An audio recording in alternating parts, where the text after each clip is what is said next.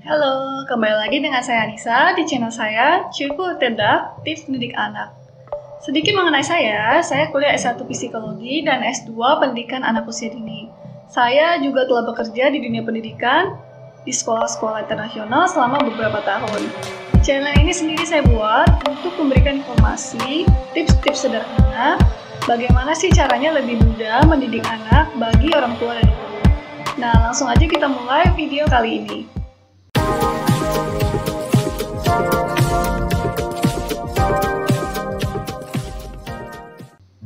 Nah, video kali ini bisa dipakai oleh orang tua maupun guru.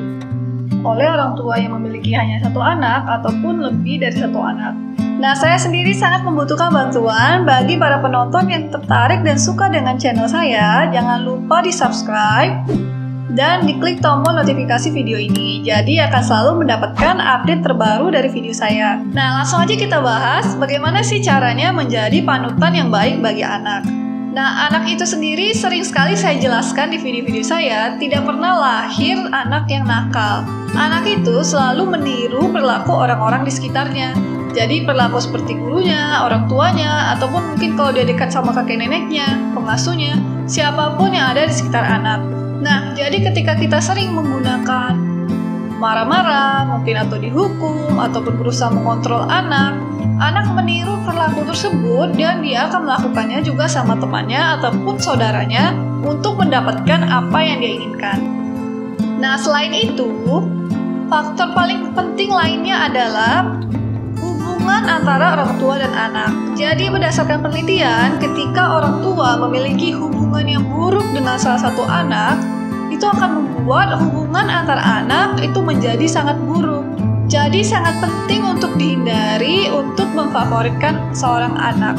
Nah, sering sekali kan karena anak itu lahirnya temperamennya berbeda-beda. Mungkin adiknya ternyata temperamennya lebih kalem, jadi lebih menyenangkan. Dan orang tua ataupun pengasuh ataupun orang di sekitar anak berpikir, udah dekat sama si A aja karena dia lebih tenang, lebih enak mainnya. Malahan kakaknya malah nggak diperhatikan karena kakaknya lebih agresif mungkin temperamennya. Itu benar-benar harus dihindarkan. Seperti saya bahas di video saya sebelumnya, konflik antar anak ataupun saudara itu muncul karena mereka itu cemburu sama saudaranya. Ketakutan bahwa orang tuanya tidak menyayanginya lagi. Jika orang tua ataupun pengasuhnya menunjukkan kedekatan sama salah satu anak, lebih senang dan favorit sama satu anak, pastinya anak yang lain akan cemburu dan dengan kekesalan dia akan berlaku buruk sama saudaranya. Ketika anak sudah cemburu seperti itu, bisa aja anak malah jadi lebih kompetitif sama saudaranya. Jadi dia bisa berusaha untuk membuat saudaranya tampak buruk, seperti mengarang cerita tentang saudaranya, mengadukan apapun yang saudaranya lakukan, ataupun pura-pura dipukul, sehingga konflik mereka itu menjadi lebih intens dan mereka sangat mudah untuk marah-marah dan emosian. Nah, jadinya sangat penting sekali untuk menjalin hubungan yang baik antara saudara. Jadi antara kalau anaknya ada dua, dengan kedua-duanya tanpa memfavoritkan salah satu anak. Nah, caranya itu sangat mudah, yaitu dengan melakukan rutinitas rutin sama anak, mungkin seminggu sekali, ataupun seminggu 2 kali, dengan kedua anak, misalnya seperti nonton film, ataupun olahraga. Saya juga telah membahasnya di video saya sebelumnya mengenai bagaimana sih caranya merawat anak selama belajar online ini. Nah, selain itu, karena anak merasa cemburu dengan saudaranya, jadi bisa dimodifikasi. Jadi punya waktu individual sama anak, tanpa saudaranya. Jadi dibuat rutinitas tetap mungkin seminggu sekali atau seminggu 2 kali, dan dua-dua memiliki waktu individu seperti itu. Dan usahakan biarkan anak yang mengatur aktivitasnya. Jadi dia memilih, misalnya dia mau nonton film ini, ataupun dia mau mengerjakan ini, ataupun main sesuatu, tapi itu benar-benar waktu individual antara orang tua dan anak itu sendiri. Jadi dia merasa dia tuh dihargai, dia juga merasa orang tuanya itu dekat dan baik sama dia. Nah, jadi ketika anak itu tidak mau mendengarin, pokoknya dibilang apa aja nggak mau dengar, itu berarti anak itu merasa hubungannya tidak terlalu dekat dengan orang tua.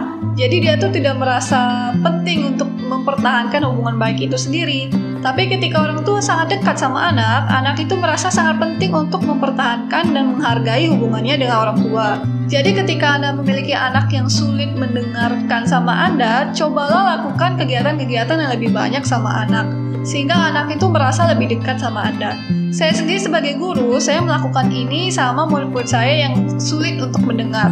Yang saya lakukan adalah mencoba untuk sering bertanya apa yang dia lakukan. Misalnya tiap pagi, apa sudah makan, sudah tidur baik nggak tadi malam, ataupun pada saat main di playground main apa aja tadi, main sama siapa. Bukan berarti saya menghabiskan semua waktu saya seharian sama anak tersebut. Namun, saya lebih sering menanyakan perasaannya dan apa yang dia lakukan, sehingga hubungan saya sama anak tersebut itu menjadi lebih dekat. Dan hasilnya tuh sangat bagus sekali. Anak yang sangat sulit mendengar saya, ketika dia udah lebih dekat sama saya, dia lebih mau mendengarkan, lebih mau ketika saya berikan saran. Jadi bisa dicoba ya.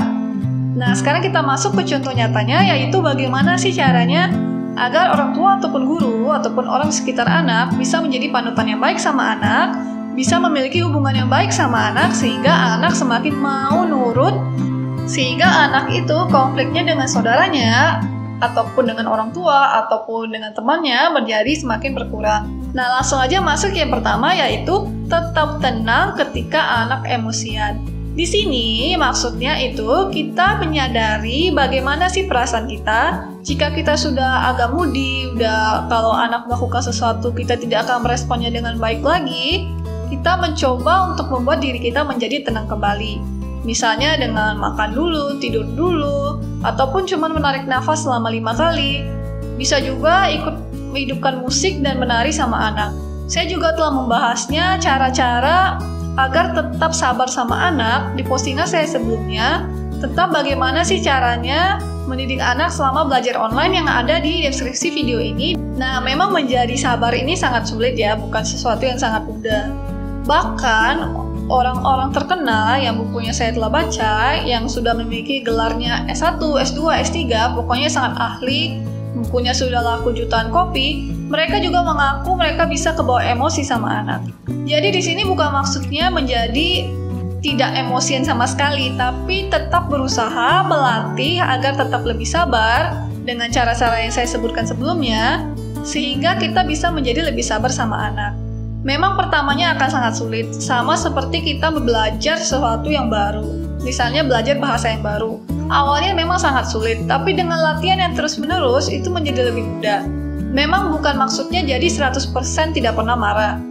Tapi presentasi tidak marahnya itu bisa meningkat. Mungkin dulunya itu selalu merespon dengan marah-marah, tapi sekarang berkurang. Misalnya hanya 30% marah-marah. Seperti itu. Nah, yang kedua adalah mengubah perspektif kita. Apakah ini situasi yang berbahaya? Apakah ini situasi yang membutuhkan saya harus emosi dan marah sama anak? Nah, sering sekali karena kita ini sedang emosian, sedang moody, ataupun sedang kesal, ketika anak berbuat suatu kesalahan, kita meresponnya berlebihan. Jadi seperti kita yang tantrum sama anak. Nah, misalnya kita ambil situasinya anak yang merebut mainan temannya di kelas, ataupun anak yang merebut mainan adiknya dan mendorong adiknya.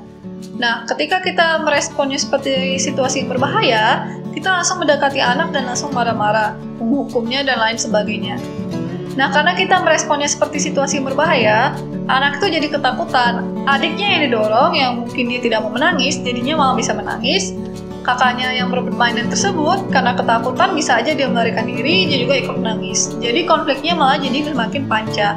Nah, jika orang tua meresponnya sebagai situasi yang tidak berbahaya, jadi orang tua bisa melihatnya dari perspektif si anak. Di sini anak itu tidak ngerti bagaimana sih caranya meminta atau meminjam mainan yang lebih baik, bukan dengan cara merebut ataupun mendorong adiknya. Jadi di sini anak itu menunjukkan sama orang tua, dia butuh diajarkan bagaimana sih caranya melakukannya dengan lebih baik. Nah, bisa aja karena anak itu udah terlalu lelah ataupun capek, jadi dia tidak bisa mengambil keputusan yang baik. Ataupun anak meniru dari orang tuanya ataupun orang di sekitarnya yang menggunakan kekerasan ataupun memaksa untuk mendapatkan keinginannya. Jadi anak meniru perilaku orang lain. Nah, bisa juga karena anak sudah diberikan label anak yang nakal. Saya membahasnya di video saya sebelumnya mengenai anak yang konflik terus dengan saudaranya yang ada di deskripsi video ini. Nah, ketika anak sudah diberi label anak yang nakal, anak bisa menjadi benar-benar nakal karena dia merasa memang saya nakal dan saya tidak bisa melakukan hal yang lain. Ataupun bisa saja memang karena anak temperamennya lebih keras. Memang ada anak-anak yang temperamennya itu lebih keras pada anak lainnya. Saya sendiri akan membahas ini di postingan saya selanjutnya, bagaimana sih cara menghadapi anak yang temperamennya keras seperti itu. Saya sering juga membahas ini di video-video saya sebelumnya, yaitu menerima anak apa adanya. Jadi, ketika anak merasa diterima dan dihargai dan dipahami oleh orang tuanya, dan tetap disayangi ketika dia melakukan kesalahan, anak itu semakin dekat sama orang tua. Dan seperti saya bahas sebelumnya, ketika anak merasa dekat sama orang tua ataupun guru, anak itu menjadi lebih mau mendengarkan apa yang kita sarankan, sehingga lebih mudahlah mendidik anak. Nah, caranya ini sangat mudah. Misalnya nih, seorang anak yang mengeluh sama orang tuanya, "Mama tidak adil, terus sama adik aja." Nah, ketika orang tua merespon seperti ini, misalnya, "Kamu udah besar, mengalah. Nah, ibu tuh sibuk banyak kerjaan, jangan diganggu lagi." Respon-respon seperti ini tuh tidak menghargai perasaan anak. Nah, apa yang terjadi? Perasaan kekesalan dan emosi anak ini, karena tidak dihargai dan tidak dibenarkan untuk ditunjukkan, jadi anak itu pendorongnya atau menguburnya ke alam bawah sadarnya. Ketika ini sudah masuk ke alam bawah sadarnya, anak itu menjadi secara tidak rasional, dia tuh bisa tiba-tiba marah, tiba-tiba emosi, karena dia tuh tertekan. Sama seperti kita kalau kita punya banyak perasaan yang kita pendam terus-menerus, pasti kan kita juga akan merasa tertekan dan lebih gampang emosian. Nah, jadi respon yang lebih baik, kita itu menerima perasaan anaknya yang cemburu itu. Nah, kita bisa bilang, "Oh maaf kakak, pasti susah sekali ya menunggu ibu terus sama adik. Nah, masalahnya adik sekarang sedang membutuhkan ibu. Tapi ketika adik sudah tidur, ibu sangat ingin mendengar apa yang kakak ingin katakan. Tunggu dulu ya." Nah, dengan respon seperti itu, kita itu tidak menyalahkan anak ketika dia memiliki emosi ataupun perasaan yang tidak menyenangkan. Kita juga tetap mengatakan sama anak kalau kita tetap sayang sama dia walaupun dia memiliki perasaan yang tidak menyenangkan itu. Dan ketika dia mengungkapkan perasaannya itu, jadi perasaannya tidak akan terkubur ke alam bawah sadarnya, sehingga anak itu jadi tidak mudah emosian. Dan anak juga merasa lebih dipahami sama orang tuanya, sehingga lebih dekat sama orang tuanya.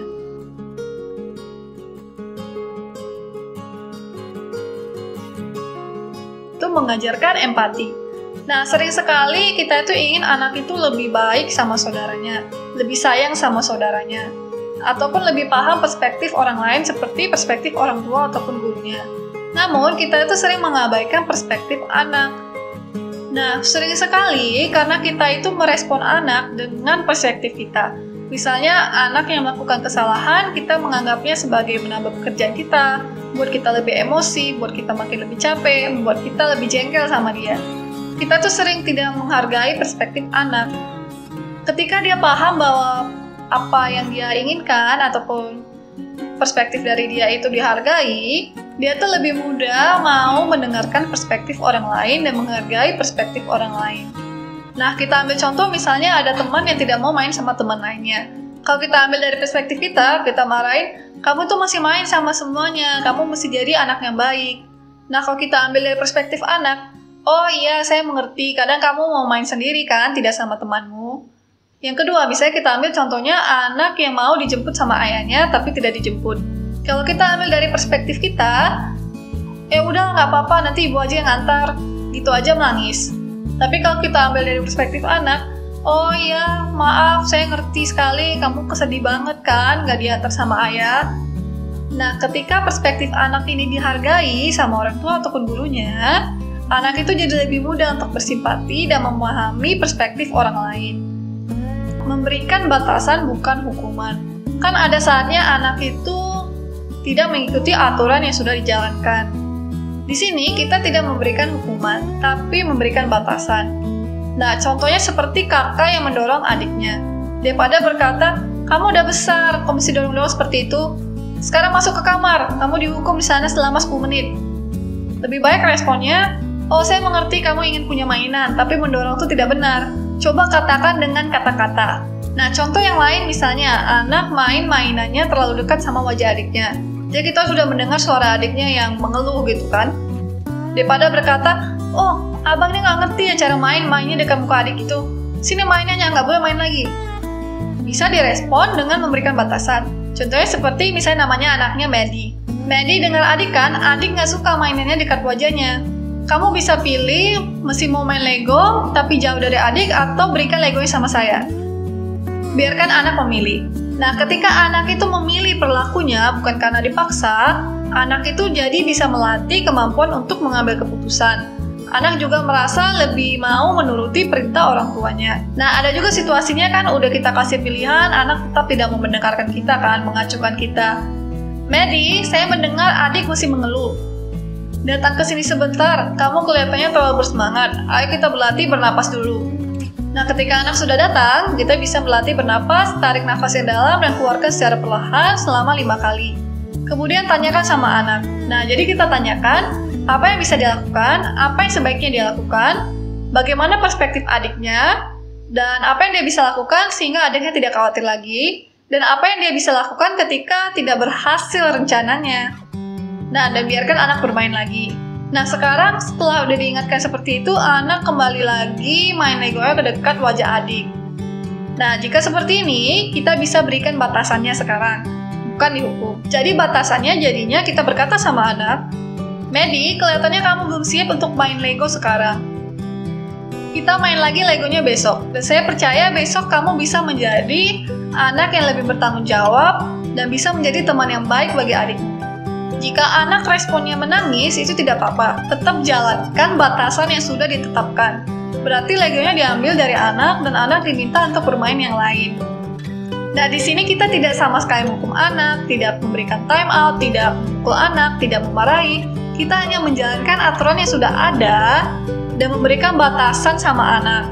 Di sini, anak itu jadi paham bahwa apa yang kita bilang itu pasti akan dijalankan. Kita juga membuat anak mengerti, walaupun dia berbuat kesalahan, bukan berarti orang tuanya menganggap dia anak yang jahat.